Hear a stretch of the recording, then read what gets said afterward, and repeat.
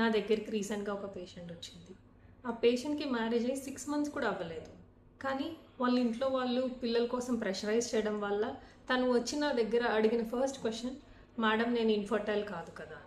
ఇలా చాలామంది women fertility anxiety face చేస్తూ ఉంటారు. మదర్హుడ్ అనేది హ్యాపీనెస్తో స్టార్ట్ అవ్వాలి, యాంగ్జైటీతో కాదు. Every month hope, over thinking, waiting, disappointment, వాళ్ళ బాడీస్ని క్వశ్చన్ చేసుకోవడం, ఇదంతా రైట్ కాదు. బయటకి వాళ్ళు నవ్వుతూనే కనిపిస్తారు, కానీ మనసులో చాలా హర్ట్ అవుతూ ఉంటారు.